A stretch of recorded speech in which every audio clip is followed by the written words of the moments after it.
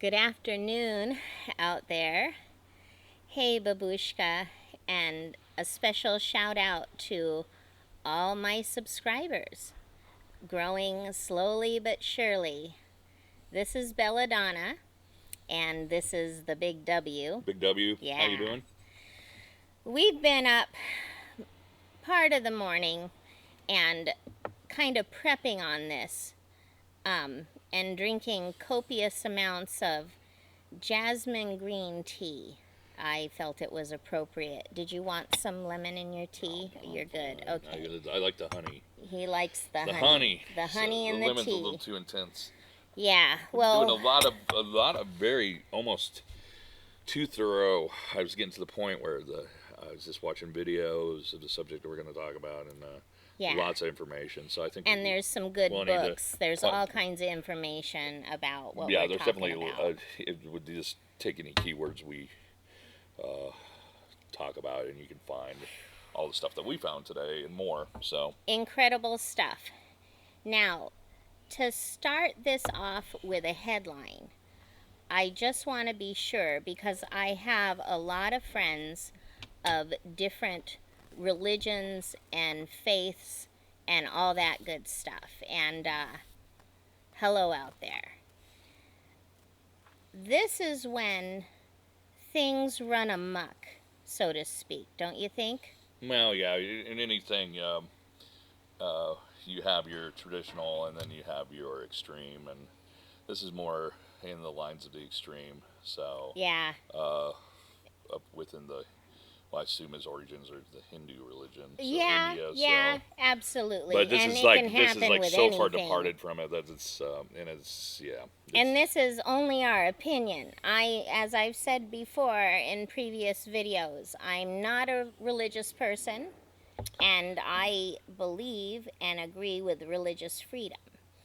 But when it, I don't know, what's the word for it? Man, when it imposes on people's freedoms and safety, and like it does in the story we're going to tell. Dude. It's just obviously not a good thing. So this is an old story, Bushka, and I've been wanting to talk about it with you for quite some time because didn't they come out with a Netflix movie about it? I haven't watched it. Yeah, Wild Country. Wild Country. I almost did it again. Wild West. That's a TV show and a movie. More so like different. Wild Northwest. Yeah, exactly. And I don't know. Maybe it's just my opinion, but I don't know if that was a good title. Mm-hmm. There's. Well, it's too light. It's too. I like our title that you're going to reveal soon. But, was that or was it the old documentary you were talking about that kind of sugar-coated everything? The older documentary that actually comes from the local news stations in Oregon. Mm-hmm. This was a situation that happened in the early 80s. Actually, it was 1981 in a tiny town called Antelope. And it's near a bigger town it's a city. Can we say the state? The Dalles. Of course people are going to know it's Oregon. So. Well, of course. And it, it influenced and affected people all over the world when it happened. And how old was I in 81? I was 9. 9. And I would have been 8, because I was born in 73. So. And this, Bushka, this was about the time your great-grandfather Edward had passed. And that was kind of a hard time for me. I was a child. And every day in the afternoon, when your grandfather John, my dad, would come home, he had his routine of watching the local and national news every night while he would read the newspaper at the same time. And I watched it. And then at times his buddies would come over and they would, shoot the shiza in their conversations. And at times I'd be hiding behind a big chair listening in on these conversations that they would have. But This concerns this guy right here. So that poster. And what was the nickname you gave him, Shawn? Old Sleepy Eyes. Old Sleepy Eyes. Based on a it was the 60 Minutes Australia episode about this group. And well, it was after they had finally gotten kicked out of Oregon. Yeah. The Bhagwan Sri Rajneesh, Osho, and his higher followers, they had started a community, a huge community in India, and like a religious movement based on capitalism, free love, self-indulgence, yeah, and a bunch of other stuff. And they got in trouble with the government. Well, he mainly did, because, you know, it all fell on him. And how much did he owe? $5 million in back taxes. Yeah. They kind of financially, the gist of it I get is that he kind of got pushed out of India. He ran. So he ran. They wanted to send him to prison. And the lesser followers, who gave up all their worldly goods, and they were of many different races and nationalities from all over the world, they got abandoned there in India to starve. And then Osho and his upper followers, and he had some young followers who were basically trust fund young adults who had parents who had different levels in government positions, or they just had money, you know, from like well-off families. But they ended up running to a little town of about 40 or 50 people, Antelope, Oregon, Wasco County, 1981. They arrived at first peacefully.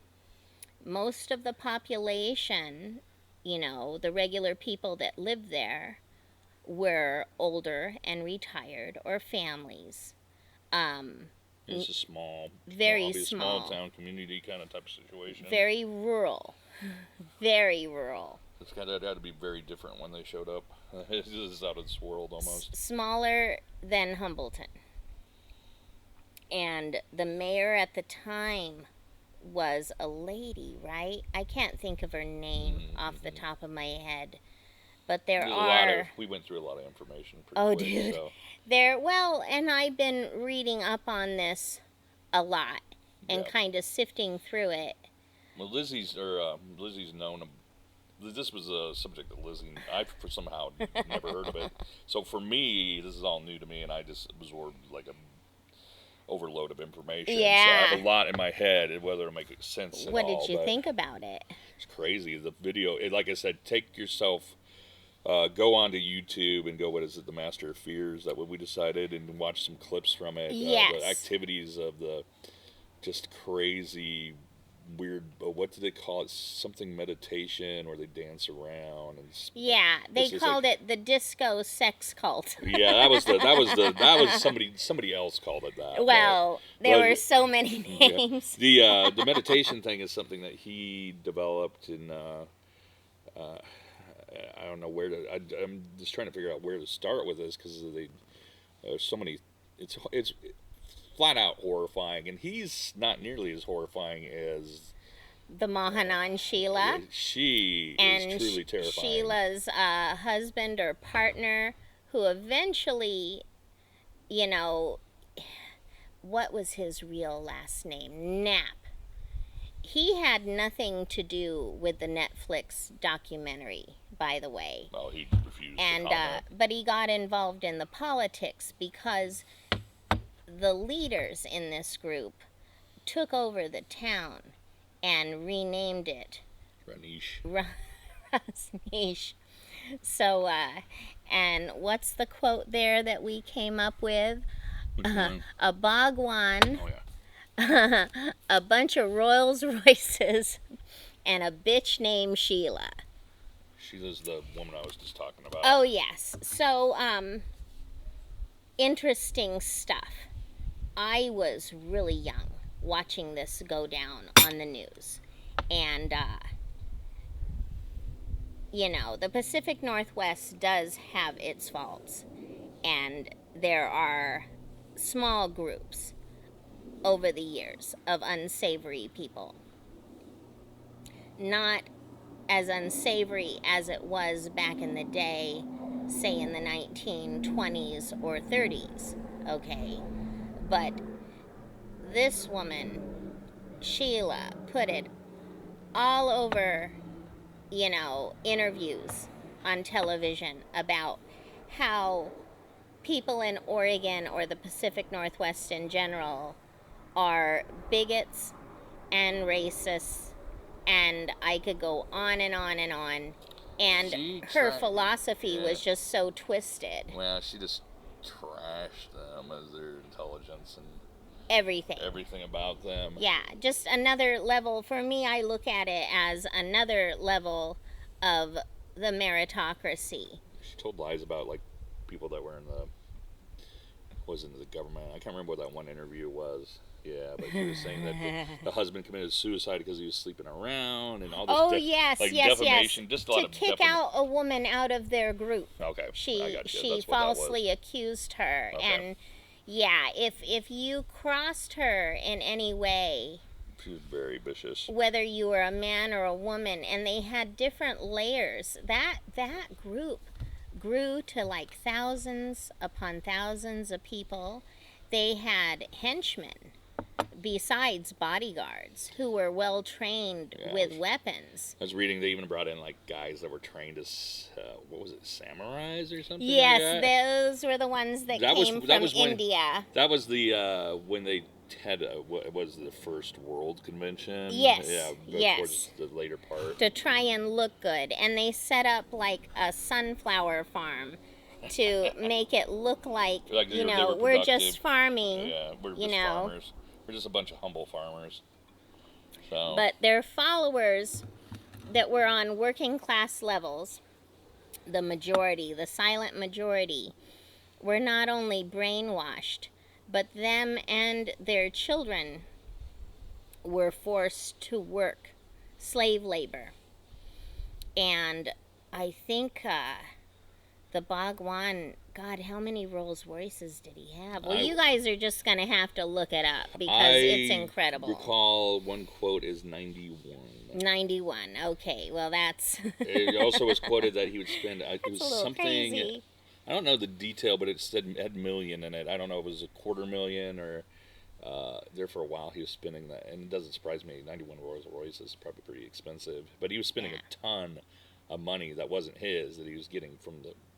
the brainwashed or mind-controlled followers. Yeah, so true. He would force them to check out any kind of benefits they could have, turn them over to the I guess it's not called a church, but the group. Their little group. There's a group there. Their organization. It was just a huge con job.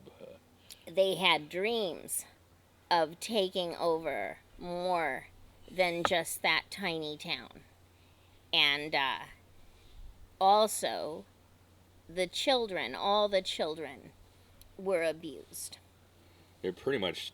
There was prostitution. Yeah, well... Underage prostitution as well. Girls, like, what was it? They quoted 13. As young as 13. Were given diaphragms and were having sex with men. So like this 45. if this triggers anybody, go play on the elevator. So, it was some serious stuff. Yeah, and don't watch those videos I mentioned if you're... Not just a bunch of pipsqueaks. They were some serious people.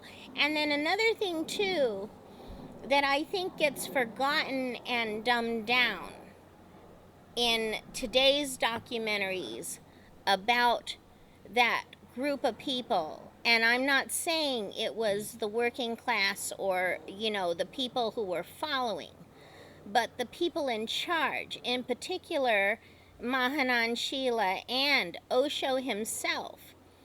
They made racist and anti-Semitic jokes on national television. One, and admired. Well, we won't go there. We won't go there, but it's a little triggering. I won't go there because it's like. And this is in the early 80s. The bad word for black people, you just don't go there. You just don't go there for anybody. It was making light of the Holocaust, basically. Of course. And Jews. Of course. And also, Osho quoted with love Hitler. Toward Hitler and the Third Reich.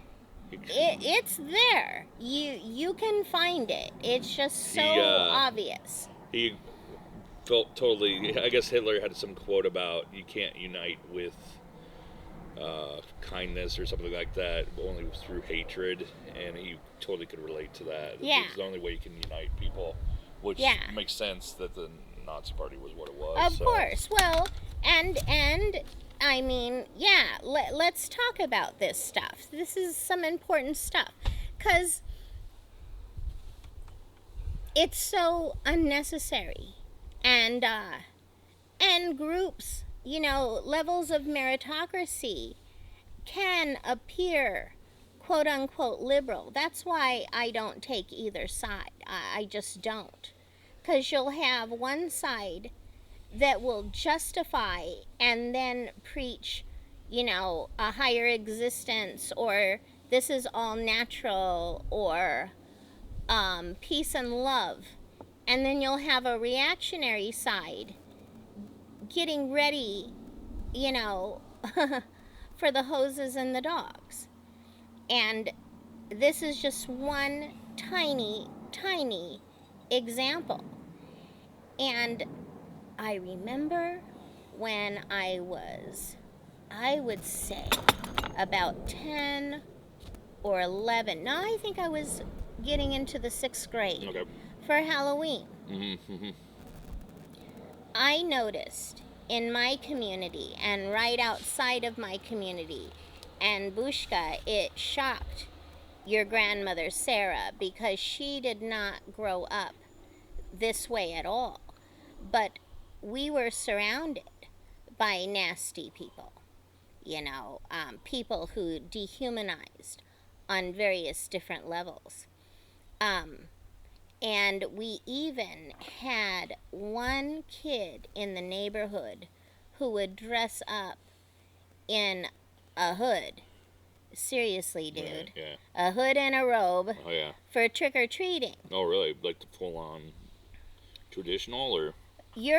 My brothers, your uncles, would treat it like a joke. Yeah. With my dad ranting in another room about it, or talking under his breath about it, and my mom in shock.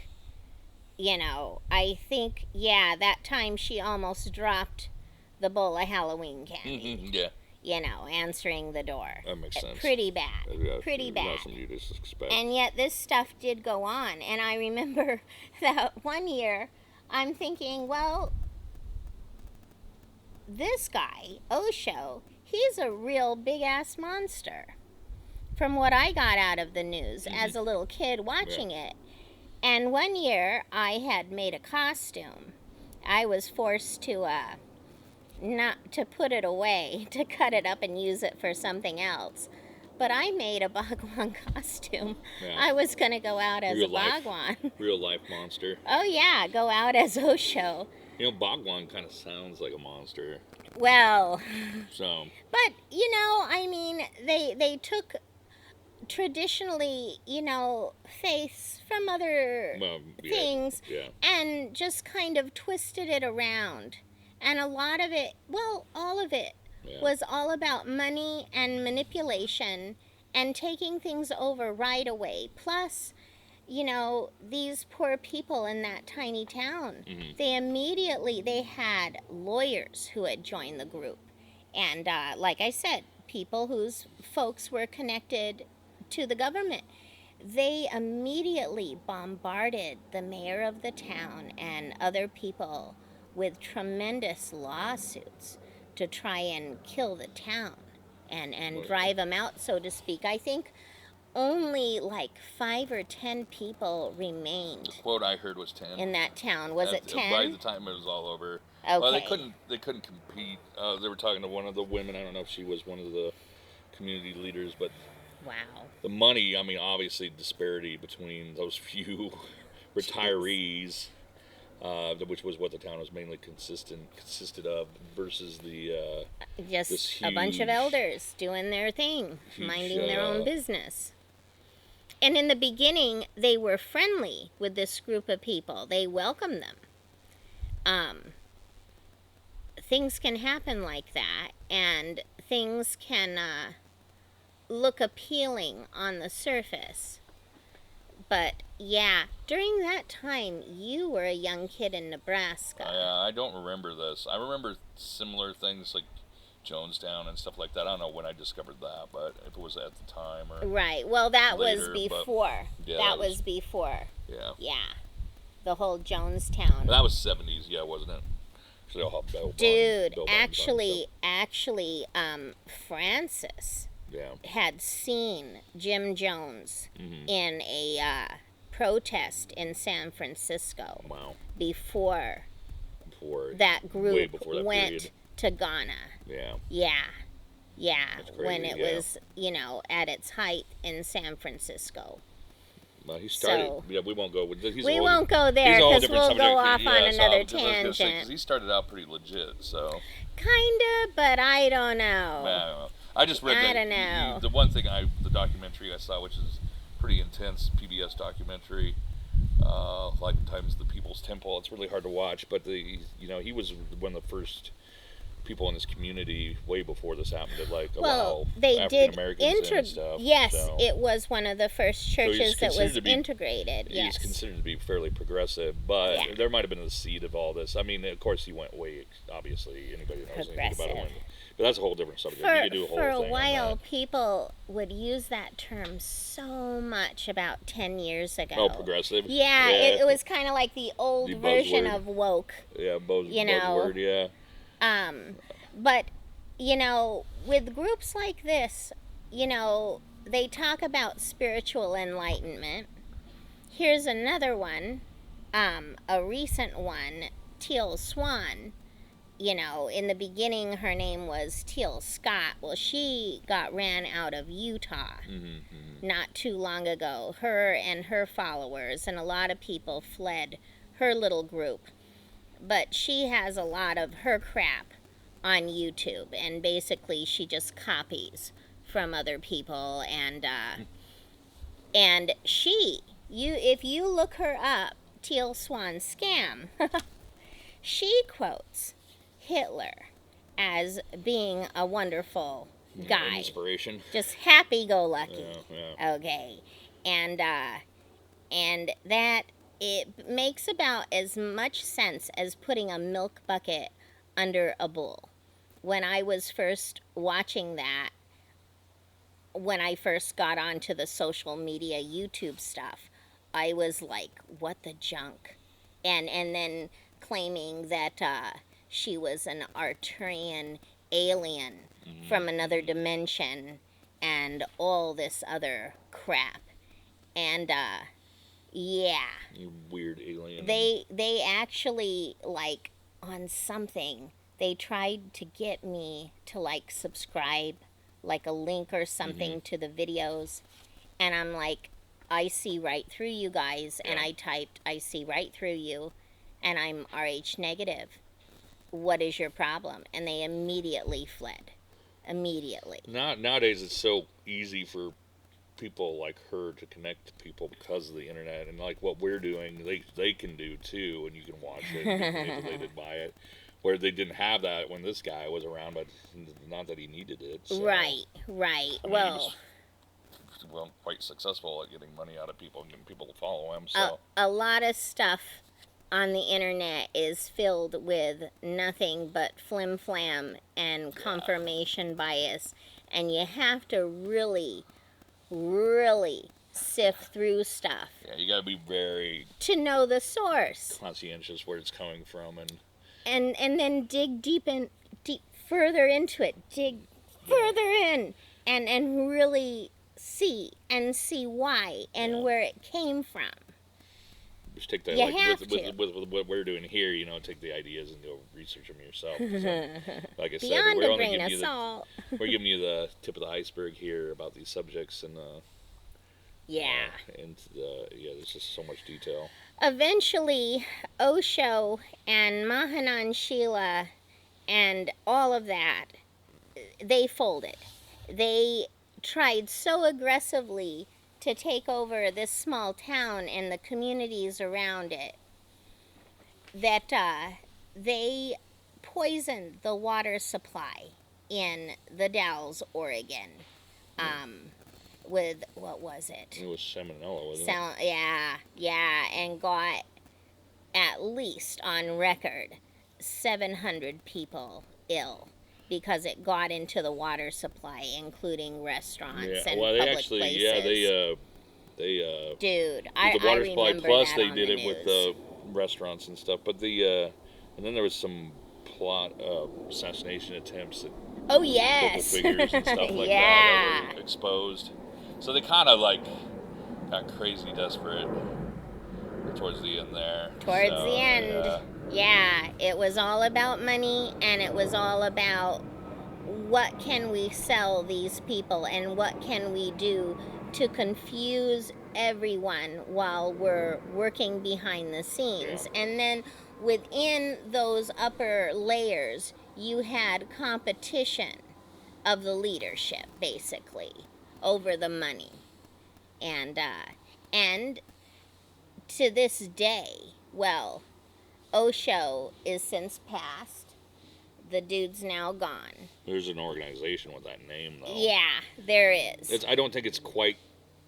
I didn't research. I don't think it's quite the same thing, but it's like a meditative retreat, and 200. They mentioned 200,000 visitors a year. Yeah. But I think it's probably more just fairly Eastern generic meditation retreat kind of thing. Probably. But it's still tied to that name. Dude, and it's just, yeah.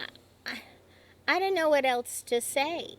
The only thing I felt that was true about those people involved was what they said about each other, because when things went down, they pointed the finger at each other and this and that, and it's, they just turned on each other. They yes, got talked like everybody basically became a rat. But that's also how they controlled. It's true. It's also how they kept control. It's because you wouldn't want to. Negativity wasn't allowed in the group, and you wouldn't want to say that you were. You question have to be it at happy all. and enlightened. And people were ready to turn in. And if you don't, we'll kill you. Yeah, and they just they didn't want to. They would turn people in for it and stuff like that. So everybody was frightened to say anything. So a lot of people turned tail, and then when things broke down in like the mid to late 80s, it took a while. People were left behind, and children were displaced, Well, they didn't have any resources anymore. Broke up families. They didn't have the money to get out of this. They didn't have nothing. They basically stripped these people and to the bare. Yeah, nothing. The sentences, well, they tried to run off. Yeah. And then they were, made to come back. And the sentences, a lot of them were probably plea deals and whatnot, and for a lesser sentence. And Osho was made to go back to India. So anyways. I did end up back in India, so. Yeah. Big W and I, for years now, we've talked about some of this stuff, because you tend to like all kinds of... Man, I read books like this. Books and Mystics. Movies. Right, it is. Show them like your book, yeah. Mystics and Messiahs. The Cults and New Religions in American History. Yes. By Philip Jenkins. And then I have Stephen Hassan's Combating Cult Mind Control. Great guy. And, he's very interesting to listen to and read about on the internet. I mean, this is one of just one of many. And there's been, like, what we talked about it too. A lot of people think that there's a certain periods, like the 70s or 60s, when these things were big, and they've been around. You can go, like I said, if you go onto the internet, there's been cults. And this book, Mystics and Messiahs by Philip even Dixon, before talks about the cults have been around for a long time. This goes way, way, way, way, way back. And then, all the stuff out there about RH negatives and the whole alien theory. Well, yeah, that is all created by a bunch of pipsqueaks, and it's like it makes as much sense as putting a milk bucket under a bull, in my opinion.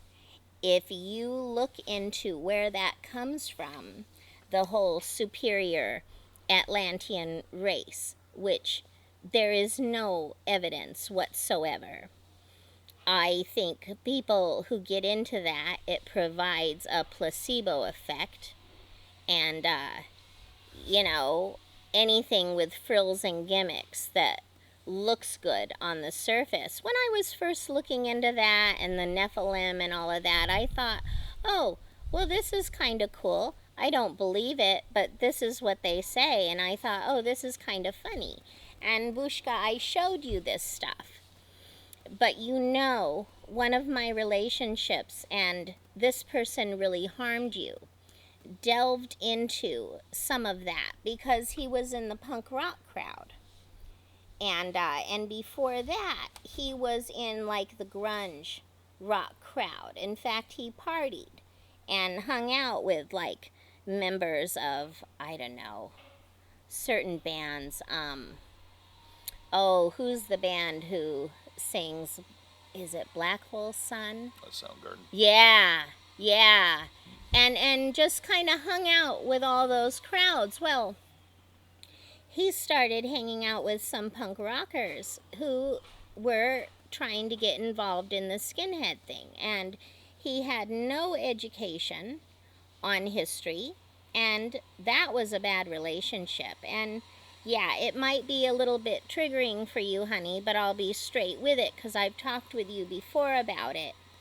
That's one of the reasons why, I had to send you to your real father, because I was corralled in a trap.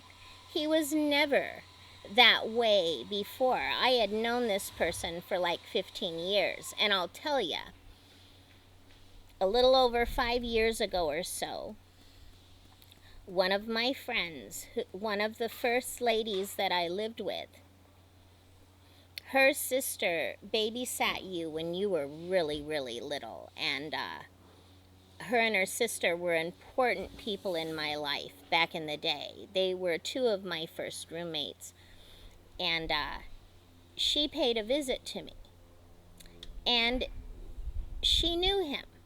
She knew him so well, and I told her everything, and she was like, what the junk? He was never that way before. And we figured it was probably anger, and we had both grown and both, learned more about ourselves and our lives, and we both went through some crappy divorces. She had just gotten her degree at Howard University, something to be proud of. And I did not expect that of her, because her original goal was to get into cosmetology. She has the same degree you have, and has that artistic just talent. So talented, it'll blow your mind. But I tried arguing with this guy, and I just couldn't. And things just got worse and worse and worse. And in the beginning, I thought, maybe I can talk to this person who I began to love and change him around, because he knew my background and my past, but not really. And it really became clear to me, actually, on the day of my dad's funeral, going down there. Mm-hmm. And then after that, he didn't read, he didn't research, he was angry at the world, and uneducated when he didn't have to be. And that was very odd because both of his parents, very well educated, and his stepfather too, because his mom remarried. Actually, his stepfather was head of the school board at Sun Valley, Idaho. Oh, yeah. And then one year he became school board member of the year. Just a wonderful educator. Yeah. But there was no talking with this guy. And after I had sent you to be around your father and his family, I had to get the strength in me after getting you out of that bad environment to stand up to this person and kind of put my claws in the safest way possible, because he saw that he fucked up, and that was it. I was done, and I handled it, and that's all in the past now.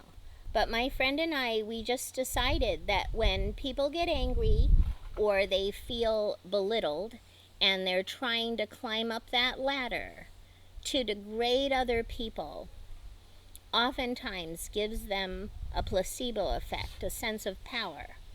And that's kind of how I see this whole Atlantean crap. It stems from a cult from way before the Nazi regime came into full power. It took many years to develop the Thule Society. It actually branched out from a chick named Madame Blavatsky, who was a well-off chick, who was, even though she was married, you know, she was able to travel, and she went to Tibet and some other stuff, and back then it was an accepted thing to dehumanize people and to use the whole racial bullshit card. And she did some work, you know, and did all kinds of hodgepodgey thing and wrote some books and got a following. And sometimes from that it can morph into something else. And it did. So yeah, so you have the Thule Society, and you also have the Vril Society of the Nazi Party. And it was all about pure blood. True. And a pure race. Oh, a bunch of bullshit. True. It's so true. And Big W over here, you being from Idaho, Yeah. you know, or at least half of your life, a lot of your youth. A good chunk. I He mean, Seattle mostly, saw- but now, but He my saw youth. a lot of that too.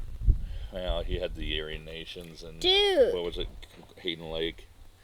Dude. And they kind of got pushed out of there the way the Ranid, whatever. Oh, Bhagwan, Rajneesh. Yeah. How He doesn't deserve to have his Yeah, name pronounced correctly, in my opinion. That's just me. Yeah. But what the hell do I know? They pushed. They got pushed out of North Idaho, kind of like he did out of India, through means of kind of attacking their finances. And Who stuff. was this? Oh, this was Butler, Richard Butler. Oh, yeah. Yeah. Butler, basically, he had the compound up there, which I think is a hate museum now. Yeah. Hate Awareness Museum. Hate Awareness There's Museum. a ton of Nazi stuff. Oh, yeah. So, and but they were up there for a long time, kind of tainting that area to where people kind of considered North Idaho to be an Aryan Nations hotbed. Yeah. And I mean, it wasn't. I mean, it's, You had a variety. Yeah. I mean, the whole Northwest has been a place for those guys to kind of come and. For some odd reason, and we'll delve into that in the future, because there's a history there, and it goes way back. You know? True. It's just for some reason, I don't know. There's something about this place. Yeah, Butler got sued. Yeah. So they got pushed back east somewhere. I don't know where though. It's like kind of pushing the homeless around in Seattle. You just they end up somewhere else. They end up somewhere else. It's like rather than dealing with the real problem, it would have been better if they just kind of don't have a way to sweep lock it them up. under the rug, so to speak. So, yeah. Not our problem anymore. But the one thing about these groups, like, Osho's group, all of that, and even going way back, what developed out of the Vril and, Thule Society and all that. These groups, like Osho's group, no freedom of speech.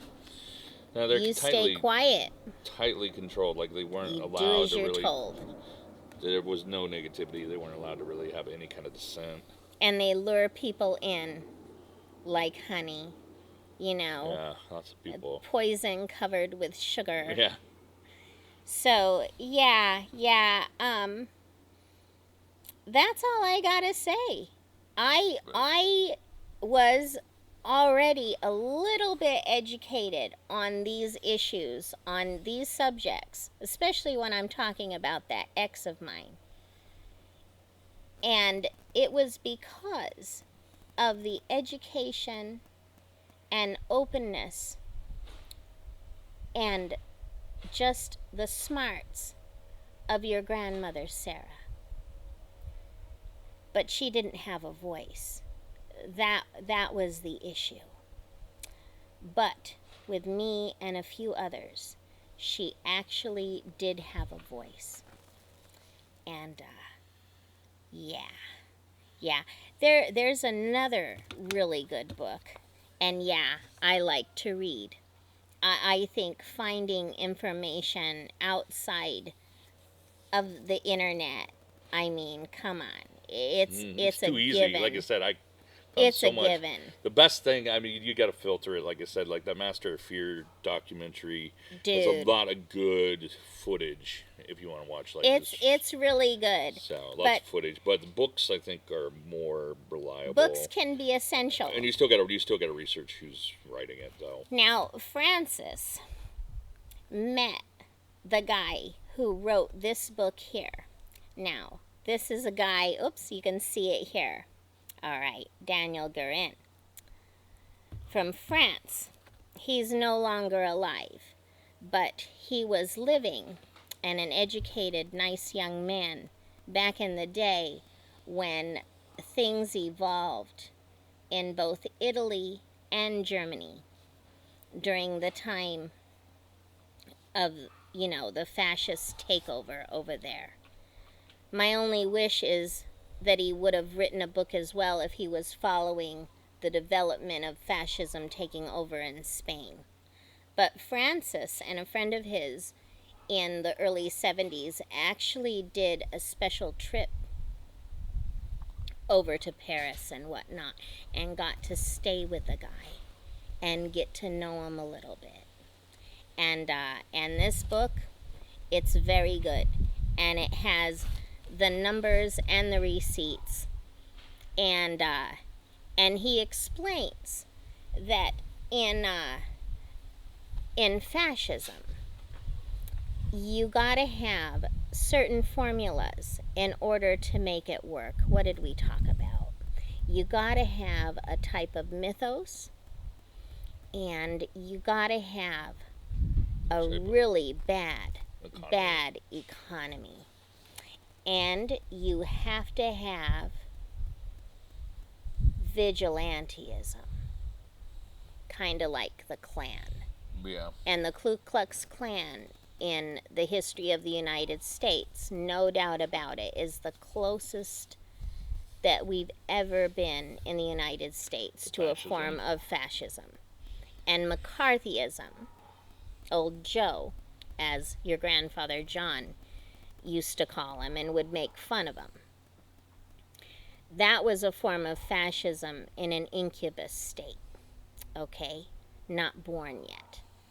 But just food for thought. I know this isn't the funniest video in the world, but some things have to be talked about. True. And it's so true. I can't think of anything else. And yeah, in some of these books it might be their opinion, but they did research and they found dates, facts, receipts, all the financial stuff.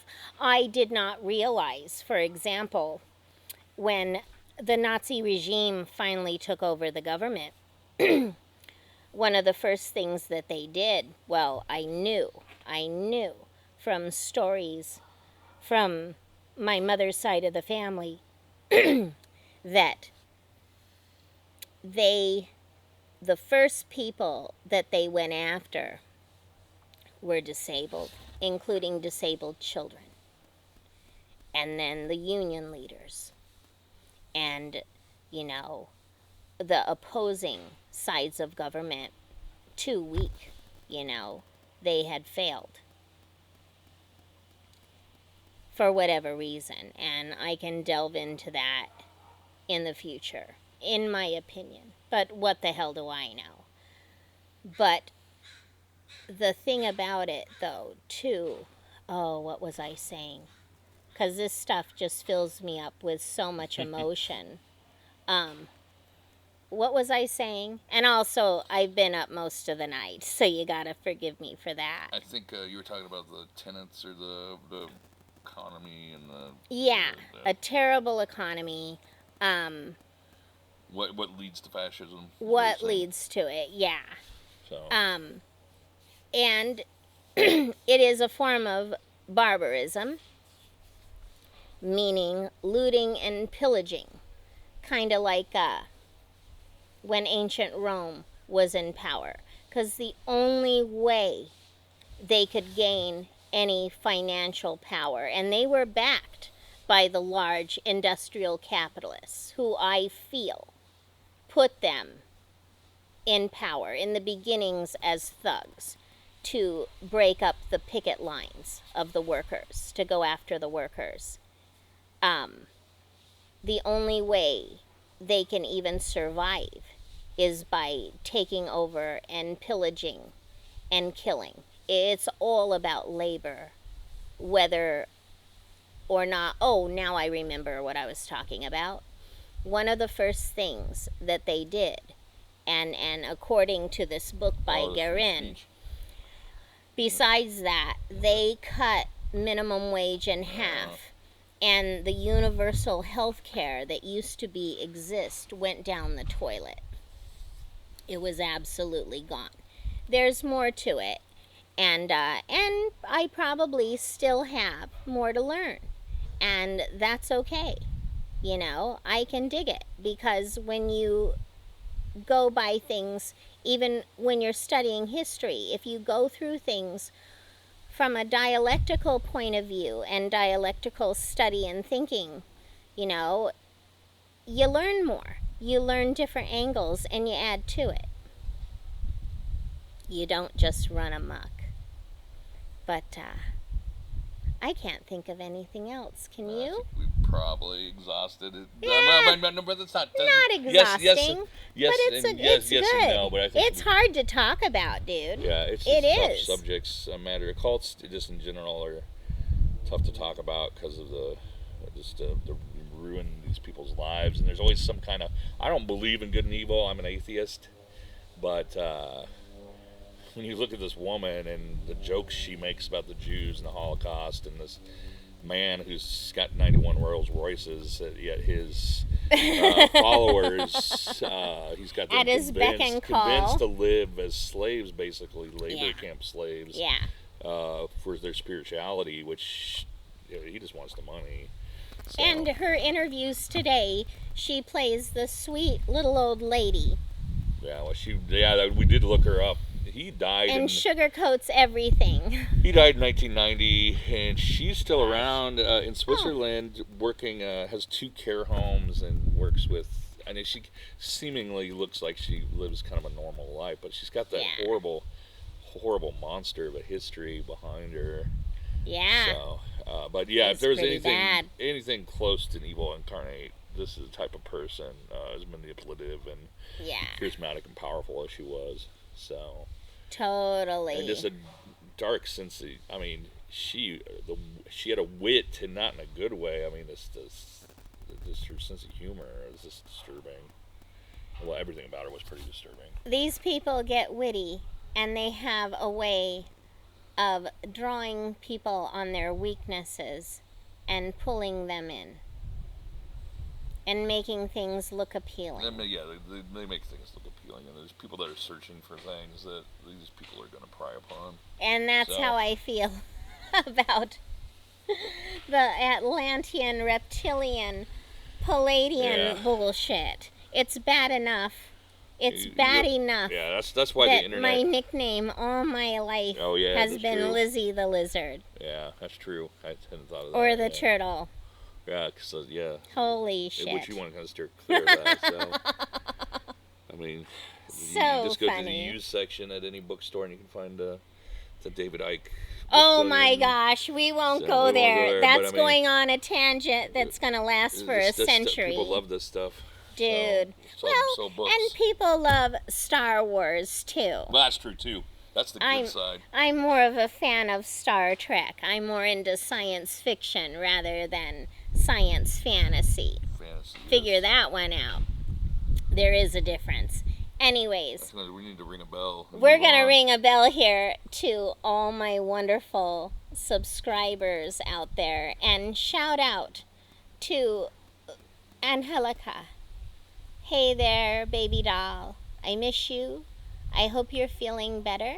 And also a special shout out to Tim down in California. Miss you. I hope you're getting better. And, yeah. Anyways, guys. Oh, and Savin, she's down in California. Hello, dear. I'm going to ring a bell here, and we will talk to you guys later, okay? Next time. Next time. Okay. Take care. All my love.